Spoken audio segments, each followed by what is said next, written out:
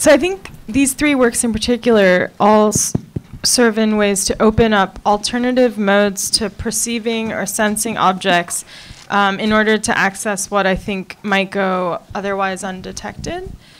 And maybe we could start with you, Courtney. I wondered about your process of bringing together this footage that you shot on this ship and why you felt that it would somehow enable you to kind of think through this diagnosis process for the patient. So this footage actually wasn't shot by me. It was shot by the very talented Jason Byrne, who had previously made a film about shipbreaking that actually played here called Scrap Vessel. And he went to make a second film, but this boat became stranded at port. So it was shot in the Gulf of Oman, and it had an electrical failure and never took off. So he never did anything with it. He had to leave before it ever got rejumped. So he just kind of shot around the boat and left and had this footage. And I was curious about it based on this story of this kind of massive object unable to self-propel after days of trying to do that. So 10 years ago, I had a diagnosis of a neurological disorder in which the electrical conduits in the brain are affected. And so I was interested in trying to do something with this experience of having a diagnosis that is both about your brain, but you are operating from inside of yourself. But as I started making it, I realized like you can detect a kind of trauma in the film, but I felt that it started becoming estranged from my own experience and into this kind of just sense of trying to exit oneself within the space of a trauma, and the language that we try to kind of harness to describe that trauma. So.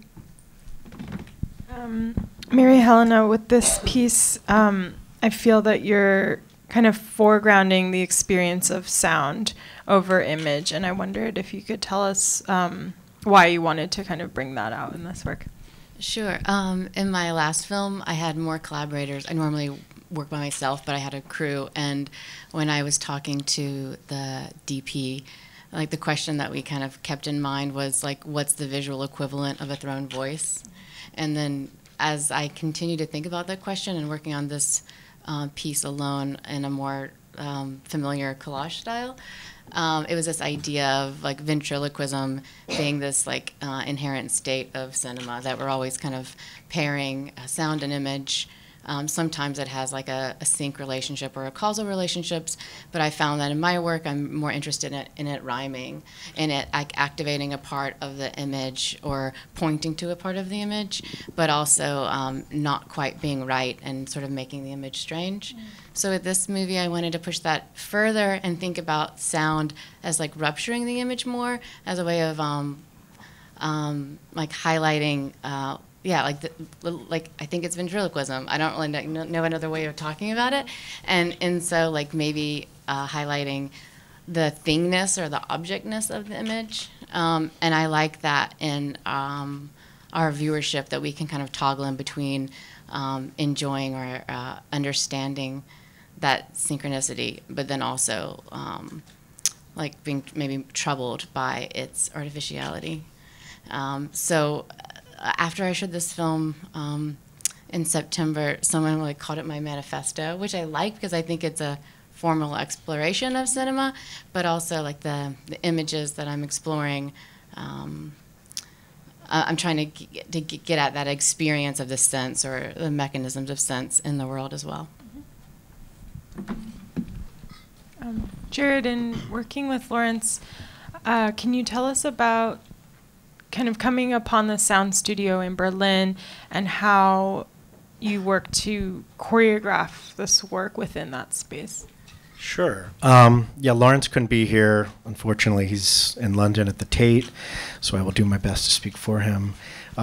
This project started with him interviewing the prisoners of Sednaya in Syria, and I know for that piece he wanted to do something much larger, something that is both investigative but also performative. Once we started talking about this, which was a former state-run radio station in Berlin, and during the height of the Cold War, it's where they put on Soviet propaganda plays.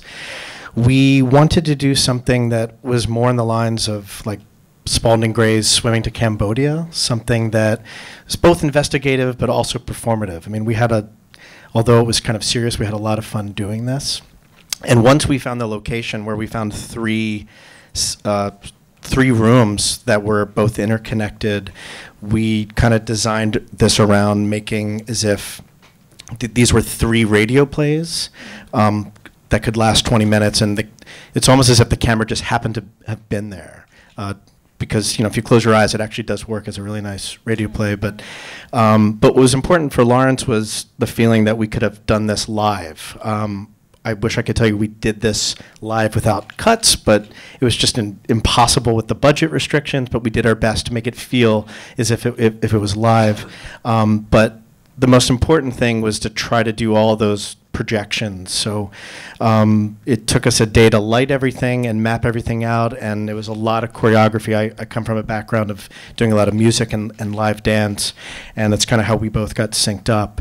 And yeah, some things worked out. I see a lot of the funny mistakes where Lawrence kind of looks at me, because there's at one point I crossed the projector where I wasn't supposed to, but it kind of created this kind of funky thing with the light.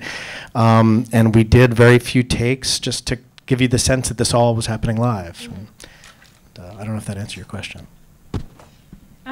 Courtney, could you talk about the Weiner code poems that you were informed by?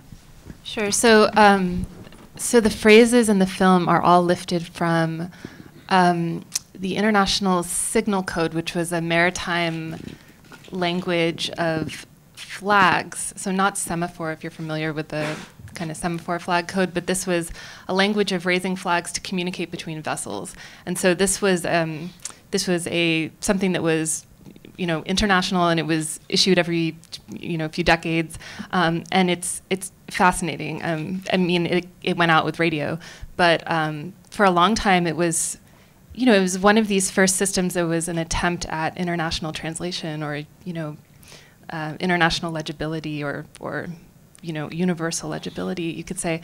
So somebody who worked with this was the poet Hannah Weiner. She put out an amazing chapbook called Code Poems, and she attempted to kind of explore the limits of this language for expressing or telling human stories, or telling affectual stories. And so I read this and loved it. I was researching ship flags for this, not knowing about her book, and came across this and became interested in the language. And also became interested in the maleness of the language. Of course, this is like a sphere, it's a sphere of mobility that was not available to women. So putting it in a female register, or putting it in a putting it in the voice of a woman, and looking for phrases that could convey what I was hoping was a somewhat gendered experience was hard. And so, for example, in that book, there's a lot of it's huge. I mean, it's very extensive. It's not a limited amount of phrases.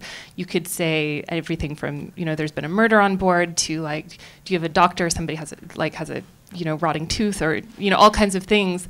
But murder was an available word. Rape was not an available word. I mean, there were things.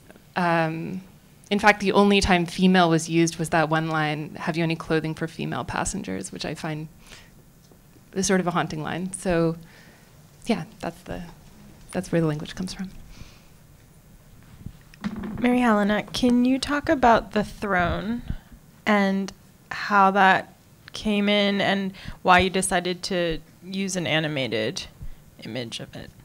Yeah, so I actually don't know how I started looking into I just like sound stuff, hearing aids, I don't know, just on the internet. I found myself looking at this archive of early hearing aids that were patented in the 1800s, mid to late 1800s, by a man named F.C. Rhine, who I found out was commissioned to make an acoustic throne for King John IV of Portugal. and he was hard of hearing, if not completely deaf. I'm not sure. And so it had these lion-headed arms, and the mouths of the lions were hollowed out and had a tube that then fed to his ear. So it was a more discreet than something you might wear on your head. And I was interested in it as this device that, I mean, like all chairs are supports for the body and like often like function as a surrogate for the body. And then a throne is something that then would support your position as society, as, you know, aristocracy. And then as a hearing aid, like it then becomes, it's a prosthesis that then extends the sensing body out in the world. And I found that to be a really powerful and interesting idea. And I tried to see the original, which is kept in Liverpool for some, but it was in storage. And I was going to film it. And at first I was frustrated, but then was happy that then I had I used a 3D modeler to help me make it. Then I got to navigate it, you know, with this imaginary camera. And that opened up the possibility for the camera to kind of embody sound itself. And so often we think of, you know, the camera is the eye, and to kind of flip that relationship and to enter the lion's mouth and to the king's ear, and to make it a loop was a really, I don't know, the limitation just opened up a possibility I hadn't seen before that. Jarred, I don't know how involved you were in the research process, but I was curious about whether there were other cases that the two of you thought about including in this work, and why settled on these three, or just that kind of process. I wish I could answer that. Okay. I can say one thing. This is a continuation of the work that Lawrence has been doing for 10 years with forensic architecture and sonic investigation. There's so many other, I just met with him, and there's so many other stories. We're already talking about the next project. I can say for this one, you know, starting off with the kind of humorous story is kind of a way to disarm you with Kylo, this kind of off-the-grid weed dealer who you could Google him. He's actually a total nut job. That was just, we know we wanted to start off that way, just a way to kind of seduce you into the story. Why he chose Oscar Pistorius, I don't know, but it made for an insane sound loop. Let's open up to some questions. There's one here.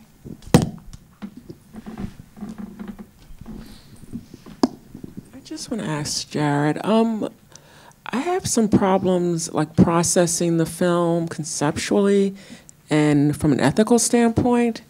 Conceptually, I don't understand why there's this focus on sound and yet there's this visual focus on this, the filmmaker standing there and narrating. Like, I don't understand conceptually what the connection is between those two things. I think disempowers, I think it lessens the power of the film.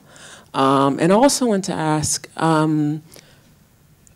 if you gave any thought to whether or not sort of that repetition of sound in that way somehow dehumanizes the people who were suffering through those experiences. Not, of course, the pot seller, but, you know, the victim of Pistorius or those prisoners in that prison in Syria, you know, whether that constant repetition of torture and of violence against them and of, you know, the witness testifying to hearing her screams, whether that was somehow perhaps not so appropriate.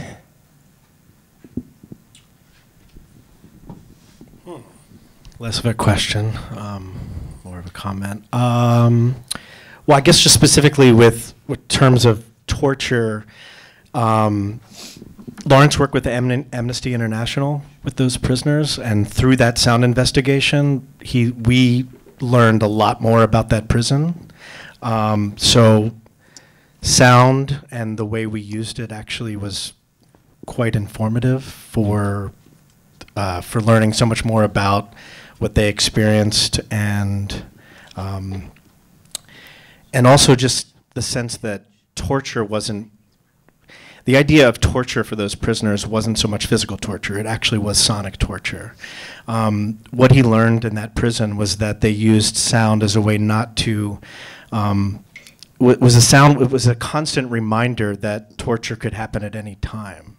That's what true torture is. Torture is not necessarily physical violence, it's the fact that it could happen at any moment. And another story that we're exploring is the guards would constantly open up gates and shut them in thinking, and then if you're a prisoner, you were thinking that your turn was next, but then it would never happen. So sound and the way Lawrence uses it, certainly as a way of constant feedback and a constant loop, is certainly on a performance level. We can't argue that, but I would disagree that it's unethical. I think if anything, it's putting you in a state of what it felt like as one of those prisoners, this constant reminder of sound, this constant reminder of feedback, and this feedback of torture. The immersion of what we tried to do was try to capture that feeling. So yeah, I think I would defend the film, and I don't think I don't know. Sorry you felt that way. I think we have time for one more question. Yes. Hold on for the mic. This is partly a comment and maybe also a question to Mary Helena. I think that I was quite thrilled. I mean, there was room for the imagination in this film. We weren't told what to think, and the beginning of the shot, where's the sound unfolded, there was a series of possibility on how we could read that sound, and I felt that the film progressed in a very surprising way. I was quite astounded about the level of maybe theater, but also the imagination that went into comparing different kinds of things together in a very uncanny and very, very, very powerful ways, I thought. And I just wondered whether you could speak about that process of working with your film. Thank you very much, Rasant. The process of structuring the film or making the film, or I'll say that I was two of the images came from an installation that I made.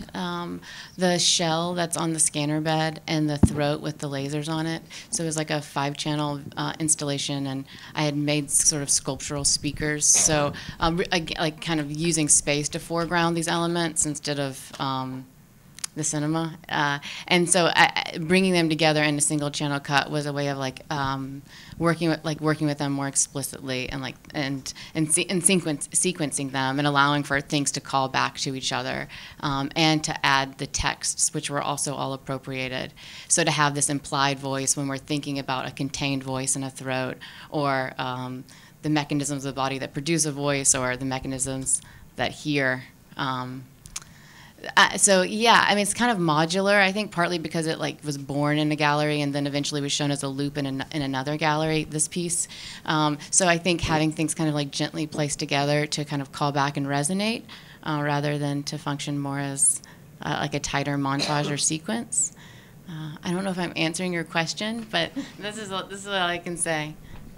Sort of a container for a larger concerns and research around the movies. I think we're going to have to end there, but thank you all very much. Thank you very much.